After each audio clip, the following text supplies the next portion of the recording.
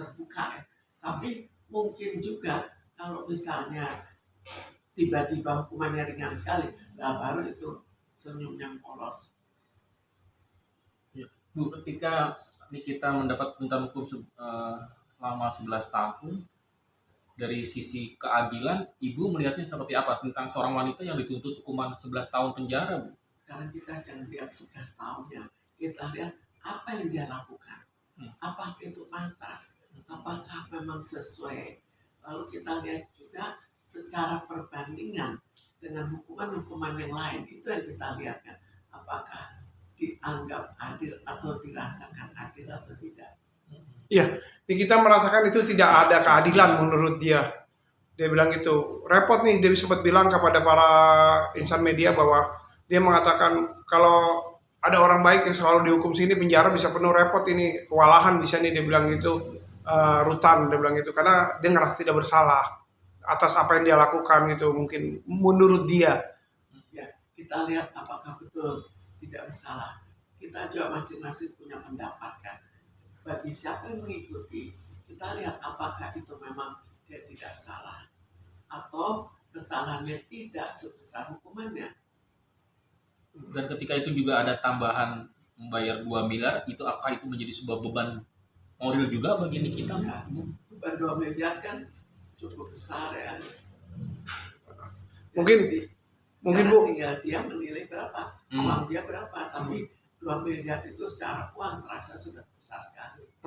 Bu, itu uang 2 miliar itu dengan denda uang 2 miliar terus tuntutan 11 tahun penjara. Apabila dia membayar 2 miliar itu, apakah tuntutan hukumnya ini bisa lebih ringan atau seperti apa, Bu?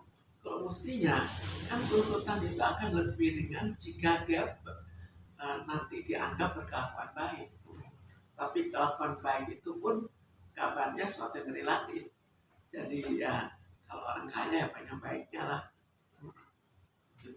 Kemarin juga dalam persidangan juga JPU ketika melakukan sebuah tuntutan terhadap Nikita Mirzani, ada beberapa poin-poin yang memberatkan Nikita Mirzani yang terbukti adanya pemerasan, terusnya ada hal-hal yang memberatkan itu. Nah itu menurut Ibu hal itu menjadi poin ketika akhirnya Nikita mendapat hukuman selama 11 tahun? Ya ini kan JPU kan sudah musuh, jadi jangan dinilai, sudah betul-betul mengharapkan lebih tinggi lagi rasanya. Iya. Apalagi mungkin dia juga kena hukuman di JPU karena terbongkarnya masalah sokongan. Nah, kalau menurut Ibu sebagai seorang sama wanita, langkah apa yang menurut Ibu harus dilakukan oleh seorang Nikita agar bisa paling tidak meringankan hukumannya atau terjerat dari bebas hukuman penjara?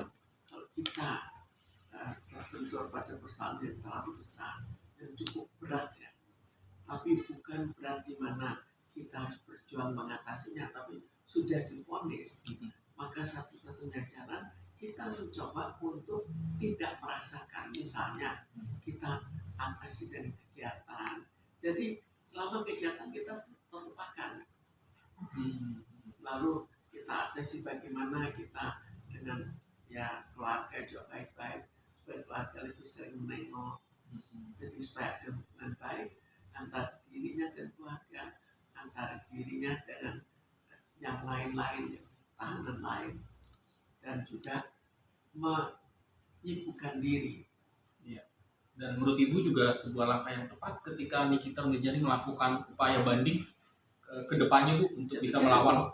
Itu suatu hal yang biasa saja. Jadi tinggal kita merasa begitu terberat, ya kita naik banding. Terkadang bahkan ini sudah cukup ringan, tapi ada harapan untuk dikurangi, itu pun kita akan naik banding kan. Jadi naik banding lebih ke arah apakah dengan naik banding kita harapkan hukumannya akan lebih ringan atau tidak.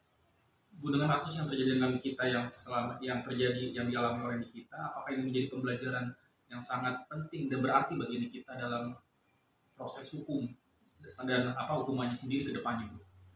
Ya ke depannya jelas jadi pertimbangan ya. Justru itu yang akhirnya dipersoalkan bahwa hukuman di sini itu tidak jelas, sehingga akhirnya bagi orang yang berbuat jahat itu lebih enak daripada orang yang lebih jujur. Itu yang banyak dikeluhkan kan. Jadi apalagi kalau misalnya hukuman itu, kalau kita sudah mencuri banyak, kita bisa pakai uang itu, maka hukumannya jadi lebih ringan.